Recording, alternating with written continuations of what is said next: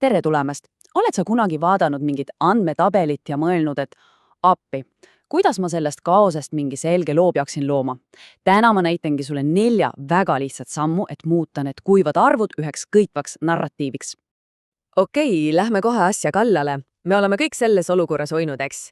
Ees on mingi Exceli tabel, mis on andmeid paksult täis. Näiteks sinu enda nädalakulutused. Aga esmapilgul on see lihtsalt üks suur müra. Kuidas me leiame sellest mürast üles selle olulise signaali? Ja tead, lahendus on tegelikult palju lihtsam, kui sa arvata oskad. Ei ole vaja mingit keerulist tarkvara, vaid on vaja lihtsalt head ja selget plaani. Ja täna me vaatamegi just need 4 otsustavat sammu samm-sammult läbi. Nii, ja see plaan, see ongi tegelikult meie esimene samm. Kõik hea saab alguse just lihtsast ja, mis peamine, korratavast struktuurist. Mõtle sellest kui oma teekaardist. Meil on 4 peatust. Esimene on tiitel, mis loob meeleolu ja seab lava. Teiseks me näitame tõendusmaterjali, et kõik oleks aus ja läbipaistev. Kolmandaks, see kõige magusam osa, avastus.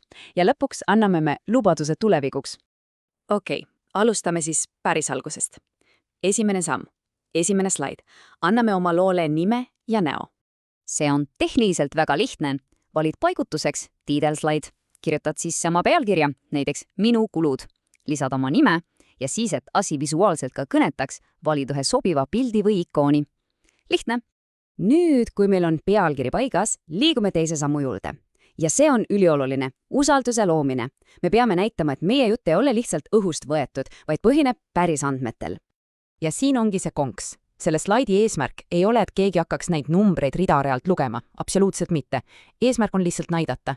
Vaadake, mul on need andmed olemas. See loob kohe usaldusväärsust. Ja see on ka tegelikult imelihtne. Lähed Excelisse, valid sealt mingi 10-15 rida, kopeerid ja kleebid otse PowerPointi. Et see natuke kenam välja näeks, tõmbad ümber lihtsa raami. Ja võib-olla lisad veel väikese tekstikasti, et kirjeid kokku üle 20. Ei midagi keerulist. Fookus on läbipaistvusel. Nii, esimesed 2 sammu on tehtud. Nüüd tuleb see kõige põnevam osa. Loo süda. See on see ahaa-hetk, kus me paljastame oma peamise avastuse. Just. Nüüd me liigume nendest kuivadest numbritest edasi ja anname neile tähenduse. Mis on see üks ja ainus asi, see kõige olulisem mõte, mida su publik peaks sellest esitlusest meelde jätma? Ja selleks on sul põhimõtteliselt 2 head varianti. Kui tahad kiirelt ja lihtsalt, siis teed Excelis ekraanipildi oma kategooriate kokkuvõttest ja paned selle slaidile. Aga kui sa tahad asjale natuke rohkem vunki anda, siis on Pro-meetod. Lood Excelis pivot-tabli või näiteks ilusa diagrammi. See on visuaalselt palju mõjuvam. Ja siis, et asi oleks puust ja punaseks, lisad 2 väga selget lauset. Kõige rohkem raha läks sinna ja kõige vähem kulus tollele. See ongi see sinu suur avastus, mis muudab andmed koheselt arusaadavaks. Okei, meil on algus, meil on sisu, meil on avastus. Mis on puudu? Muidugi lõpp. Iga hea lugu vajad head lõppu. Ja meie 4. viimane samm vaatabki tulevikku. Ja see viimane slaid, see on täielikult sinu päralt. See on koht, kus sa võtad oma andmeanalüüsi ja muudad selle millekski isiklikuks. See on sinu lubadus iseendale. Selleks on vaja kirja panna ainult 3 lühikest, aga väga mõjusat lauset. Esiteks, mida sa teada said? Ma õppisin, et. Teiseks, mis oli see peamine probleem? Minu murekoht oli.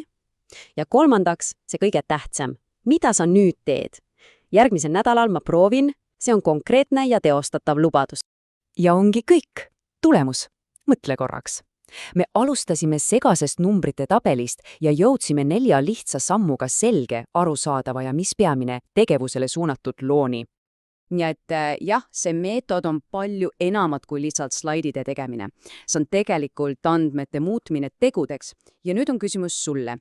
Kui sa oled oma andmed läbi analüüsinud, siis millise lubaduse annad sina endale järgmiseks nädalaks?